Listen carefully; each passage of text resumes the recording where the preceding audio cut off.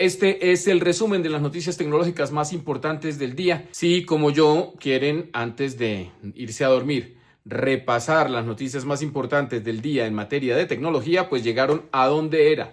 Vamos a comenzar. Hoy, el gobierno de Estados Unidos está pidiendo una inusual participación en una de las empresas de referencia del mundo tecnológico. Además, Meta, tenemos que hablar de límites. De verdad, esta noticia es preocupante. Y si las facturas de la electricidad comienzan a subir, es muy posible que la inteligencia artificial sea la culpable. Y como hoy es viernes de cine, vamos a hablar del éxito más sorpresivo y tardío del verano cinematográfico de Hollywood que ya habíamos dado por terminado. Vamos a hablar de Weapons. Comencemos. La primera noticia es que el gobierno de Estados Unidos, específicamente la administración Trump, tomó una decisión sorpresiva. Apenas a comienzos de esta semana estábamos diciendo, le estaba pidiendo la renuncia al CEO de Intel y ahora las acciones de Intel subieron un 7% luego de que Bloomberg informó que la administración Trump está de hecho negociando con el fabricante de chips para adquirir una participación en la compañía. Yo ya he expresado mi simpatía por Intel, es una empresa a la que quiero mucho y que ha jugado un papel importantísimo en el desarrollo de la tecnología como la conocemos hoy. Es además la única empresa estadounidense con la capacidad de fabricar los chips más rápidos. Y si bien ha perdido terreno frente a rivales como Taiwan Semiconductor Manufacturing Company, la famosísima TSMC, o como Samsung, pues ahora está volviéndose el caballito de batalla de la administración Trump, que estaría haciendo algo que se me hace un poco raro porque entraría a regular un mercado en el que hay una compañía de la que él tiene también parte. Según el informe, la participación del gobierno, que por supuesto sería millonaria, ayudaría a financiar que Intel construya las fábricas que la administración Trump quiere que se construyan en Ohio. Por lo que hemos visto, es algo que se deriva de la visita que hizo el CEO de la compañía, Lip Butan, a la Casa Blanca a comienzos de la semana, en donde se suavizaron un poco las posiciones. No se han dado detalles, pero la empresa se ha dicho comprometida con la visión de seguridad nacional y económica de los Estados Unidos. El negocio no está ni mucho menos terminado, habría que modificar algunas cosas de ley para poderlo hacer. De hecho, habría que invocar un precedente legal que hiciera posible una cosa de estas. Pero lo cierto es que bajo la administración Trump, el gobierno de Estados Unidos ha tomado medidas cada vez más frecuentes para situarse en el centro de industrias como estas. La semana pasada dijo que estaba dispuesto a recibir un 15% de las ventas de Nvidia y de AMD a China, con lo cual suavizó para esas compañías una prohibición que aplica para las demás. Las acciones de Intel, decía, han subido un 7% después de este anuncio, en total un 19% este año, después de que el año pasado perdieron el 60% de su valor. Así que tendremos que seguir, tendremos que ver cómo evoluciona esto. Listo, pasemos a la segunda noticia y es que Meta está de nuevo en el centro de una polémica y de hecho en la que ha suscitado una reacción, yo diría que hasta violenta, porque un documento interno que reveló Reuters mostró las pautas que la empresa, que no me canso de decir, es la dueña de WhatsApp, de Instagram y de Facebook, aplica para sus chatbots a la hora de entrar en conversación con menores de edad.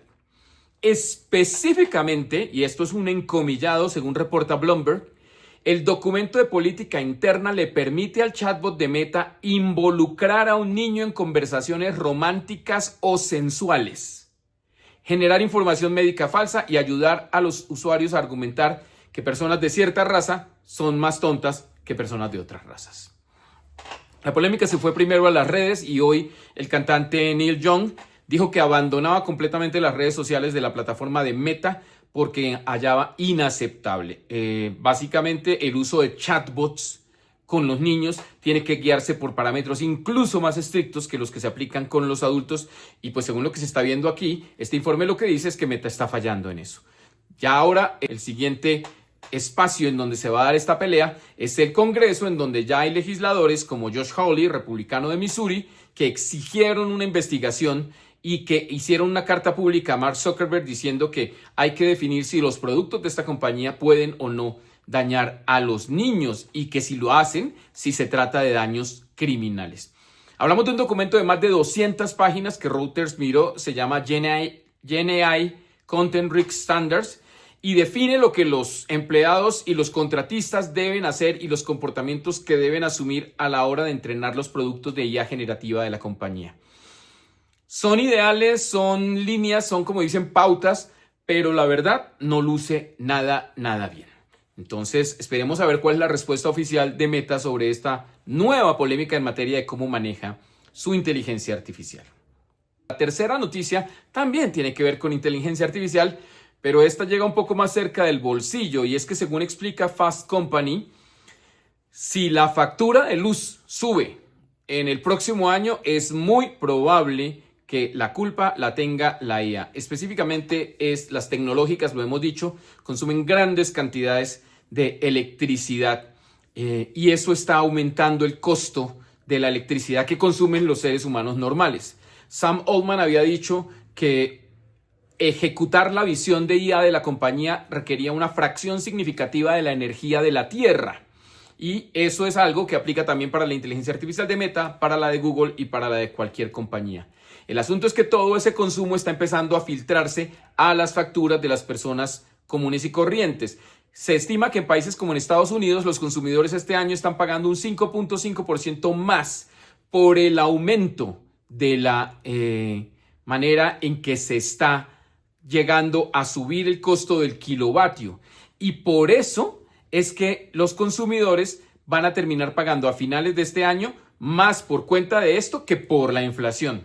Por supuesto, lo que encarece la electricidad es mucho más que solo la inteligencia artificial, pero la tendencia indica que a medida que esto se va haciendo más y más y más, pues se va a aumentar la demanda, se va a aumentar el costo, y que después de 2 décadas de uso constante de energía, pues en países desarrollados esto no puede sino empeorar. Se espera que el aumento lleve las tarifas a un 15 o 40% de aumento en los próximos 5 años. Y si bien, repito, esto es simplemente un informe que podría estar equivocado, pues habla de nuevos problemas que van a necesitar nuevas soluciones.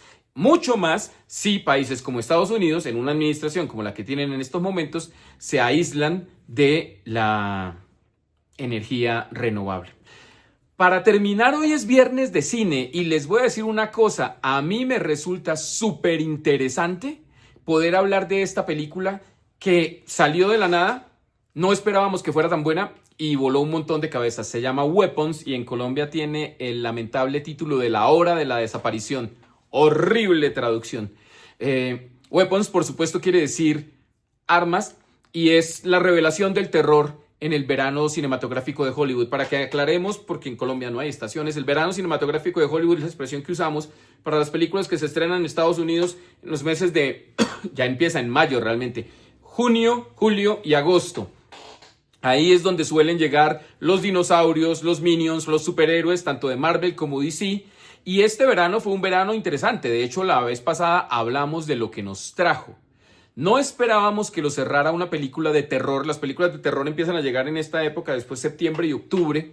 Pero no esperábamos que fuera una película tan extraña como esta. Y digo extraña en la mejor manera.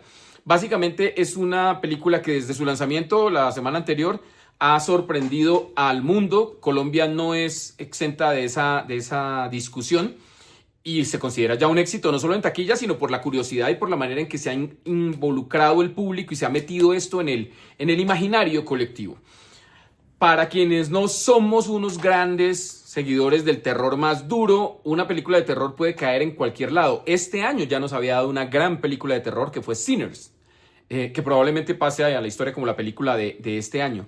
Pero esta es una película que tiene varias cosas a su favor. Primero, es una película experimental, es una película que comienza con una premisa muy interesante. Una noche a las 2:17 de la mañana, 16 niños de un pueblo salen de sus casas sin que nadie los obligue, corren hacia la oscuridad y nunca regresan. La noción de por qué pasó es lo que mueve una pesquisa en donde las sospechas caen de inmediato sobre una profesora, porque es que resulta que los 16 niños que se desaparecieron estaban todos en su salón.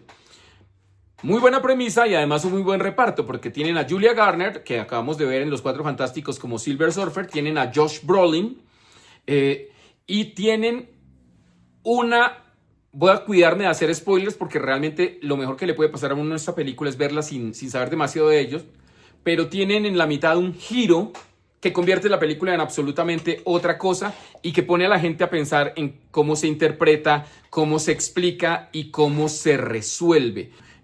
Iba a decir que una de las cosas interesantes de la película es su estructura. La película está contada mediante una serie de capítulos que siguen a cada personaje. Y si bien no es ni mucho menos la primera película en hacer eso, esta logra separarse del resto por una cosa, y es que cada capítulo avanza la historia en lugar de repetirla nuevamente, simplemente cambiando la perspectiva. Tiene imágenes perturbadoras, inquietantes, o sea, no es la película más gore del año, pero si a usted le afecta esa clase de imágenes, esta película no es para usted.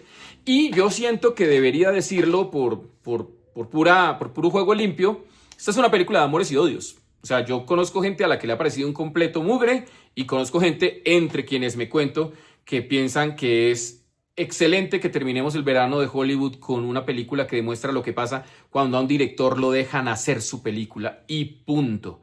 No es, creo yo, la mejor película de terror del año, no es ni mucho menos una reinvención del género, pero hombre, si es refrescante la idea de que llegue una propiedad original, algo que no es una continuación, ni un remake, ni un live action, y lo pueda sumergir a uno en un mundo de personajes verosímiles, de tramas interesantes, y sí, volarle un poquito la cabeza. No todos van a encontrar que la resolución es satisfactoria, pero sin duda no creo que vayan a salir tampoco aburridos ni sintiendo que perdieron el tiempo. Entonces, si tienen tiempo y aguante, les recomiendo que antes de que salga de salas, vayan y vean Weapons. De nuevo, el título en español es horrible, La hora de la desaparición. Con eso, y como es costumbre, llegamos al final. Gracias por estar esta semana. El lunes es fiesta, así que el martes regresaremos a las 10:10 con las noticias más importantes del mundo de la tecnología cada día. Gracias y hasta pronto.